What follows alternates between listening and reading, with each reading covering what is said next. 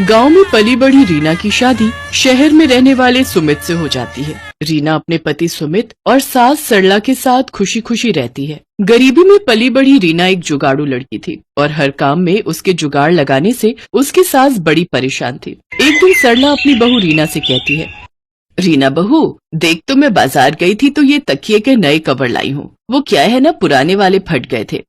जानती हूँ माँ जी, इसलिए मैंने पुराने रखे सभी कवर को जोड़कर नया कवर बना दिया। ओह अच्छा, मैं तो भूल ही गई थी कि मेरी बहू तो जुगाड़ू है। वो हर चीज में कोई न कोई जुगाड़ लगा ही लेती है। अच्छा, अब इन नए कवर को अलमारी में रख दे, कोई मेहमान आएगा तब निकाल लेंगे इसको।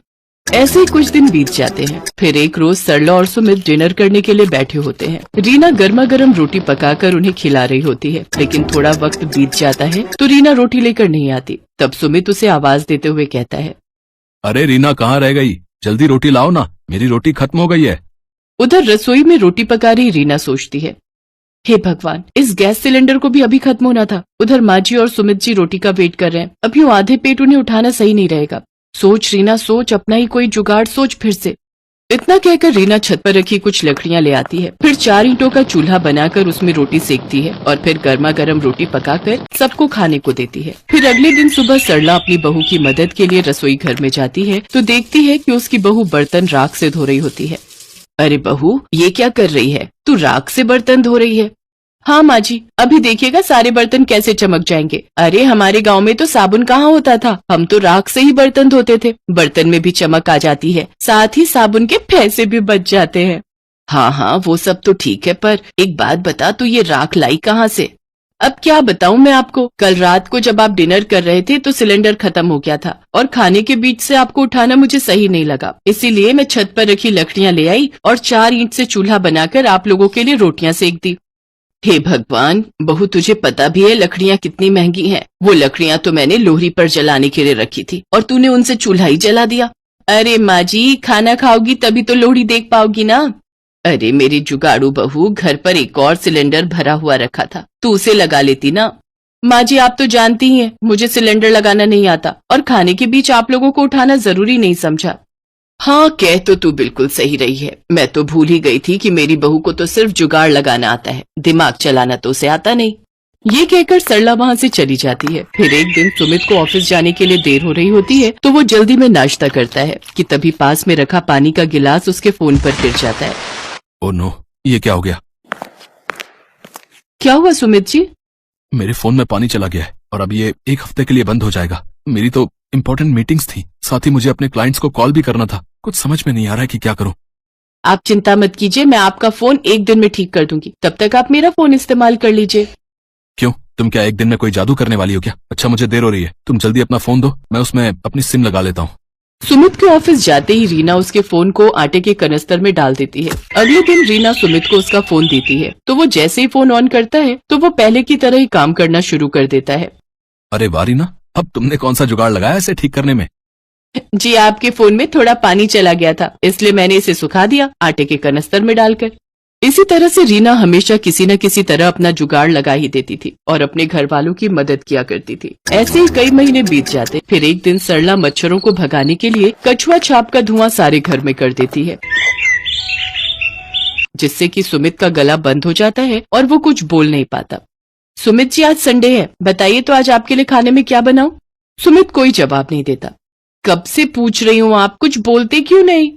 इसके बाद सुमित उसे एक पेपर पर लिख कर देता है कि घर में माँ ने कछुआ छाप जलाई थी, मुझे उससे बहुत एलर्जी है, जिस वजह से मेरी आवाज बंद हो गई है और अब इसे खुलने में 3-4 दिन लग जाएंगे।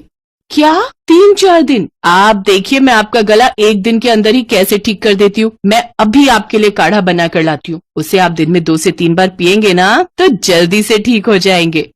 ये कहकर रीना किचन में काढ़ा बनाने चली जाती है। दूसरी तरफ सरला को याद आ जाता है कि उसके बेटे को तो इस धुएं से एलर्जी है।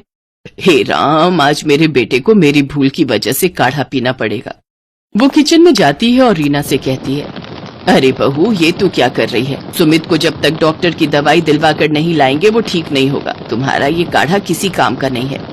माँ जी, ये काढ़ा बहुत ही कमाल की चीज है, आप बस मुझे 1 दिन का वक्त दो। अगर 1 दिन में इनकी आवाज वापस नहीं आती तो फिर हम इन्हें डॉक्टर के पास ले जाएंगे। सरला के लाख समझाने के बावजूद भी रीना उसकी एक नहीं सुनती और अपने पति को दिन में 2-3 बार काढ़ा बनाकर पिलाती है। अगली सुबह जब सुमित सोकर उठता है तो उसकी आवाज वापस आ चुकी होती है।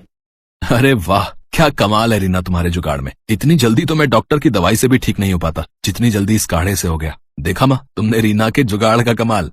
हाँ हाँ बेटा, तू सही कह रहा है। तेरी आवाज तो पहले की तरह ही ठीक हो गई। मानना पड़ेगा बहू के जुगाड़ को, ये इस बार भी काम आ ही गया। अब तो मुझे बहू के जुगाड़ पर पूरा भरोसा हो गया है। ये हमें हमेशा सही फल ही देता है।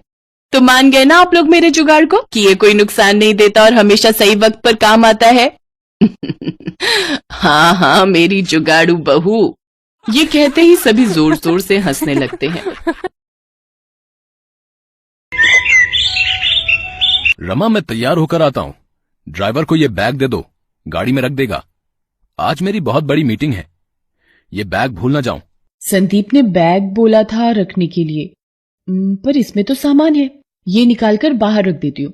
संदीप तो मुझे ऐसे ही बेवकूफ कहते हैं। संदीप ऑफिस चला जाता है। शाम को वो गुस्से में ऑफिस से घर आता है और रमा को आवाज लगाता है। रमा, रमा, इधर आओ। मैंने तुमसे कहा था ना कि आज मेरी बहुत जरूरी मीटिंग है। मेरा बैग ड्राइवर को दे दो, वो गाड़ी में रख देगा। तुमने ड्राइवर को खाली बैग दे दिया। मेरी सारी फाइलें कहाँ हैं? आपने बोला था कि बैग गाड़ी में रखवा दो। आपने फाइलें बोला होता तभी तो रखवाती। बेकार में मुझे डांटते रहते हो। बहू आई अम्मा जी, मैं जा रही हूँ, मुझे अम्मा जी बुला रही हैं। अरे इसके साथ रहकर तो मैं भी बेवकूफ बन गया हूं।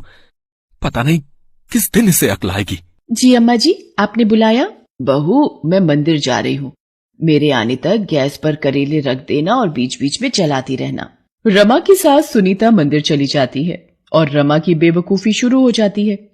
आज अम्मा जी बहुत खुश होंगी। पहले मैं सारे करेले गैस पर रख देती हूँ। हाँ अब थोड़ी देर हो गई है, अब इन्हें चलाती हूँ, अब फिर रख देती हूँ। वैसे मैंने करेलों को बीच बीच में चला लिया है, अम्मा जी आने ही वाली होंगी। रमा की सास सुनीता मंदिर से वापस आती है और रसोई में जाती है। रमा ये क्या कर रही हो? करेले कहाँ हैं? अम्मा जी ये रहे करेले। आपने ही तो बोला था गैस पर रखने हैं और बीच बीच में चलाना है। मैं करेलों को चला रही हूँ। हे भगवान रमा बहू, मैंने कहा था करेले गैस पर रख देना, मतलब करेले की सब्जी बना लेना और चला लेना, मतलब सब्जी बनने तक हिलाती रहना। तो ऐसा कहना था ना अम्मा जी। आप मुझे जैसा कहेंगी मैं वैसा ही तो आपकी आज्ञा का पालन करूंगी ना। सुनीता और संदीप एक दूसरे की शक्ल देखने लगते हैं और गुस्से को पी लेते हैं। एक दिन तो रमा की बेवकूफी ने हद पार कर दी। संदीप ये कमरे का क्या हाल बना रखा है? इतनी मिट्टी है टेबल पर। अरे ये लैपटॉप, सारा दिन संदीप इस पर काम करते हैं। कितना गंदा हो रहा है ये, क्यों ना इसको अच्छे से धो दूं। रमा लैपटॉप को सर्फ के पानी में डुबोकर धो देती है और कपड़े सूखने वाली रस्सी पर टांग देती है। तभी संदीप आ जाता है। रमा, अरे रमा ये क्या किया तुमने? मेरा लैपटॉप। हाँ इस पर बहुत धूल मिट्टी हो रही थी, मैंने सोचा इसको अच्छे से धोकर सुखा देती हूँ। मैंने सही किया ना? रमा तुम सचमुच सचमुच तुम बेवकूफ पत्नी हो। मेरा दिमाग खराब था जो तुमसे शादी की मैंने। रमा बहू तुम में जरा भी समझ है? लैपटॉप भी कोई धोने की चीज है? क्या बात है? क्यों इतना शोर मचा रखा है? मेरी इतनी समझदार बहू से अगर कोई गलती हो गई तो इस तरह से उसे क्यों डांट रहे हो? जाओ बहू, तुम रसोई में जाकर मेरे लिए एक गिलास पानी ले आओ।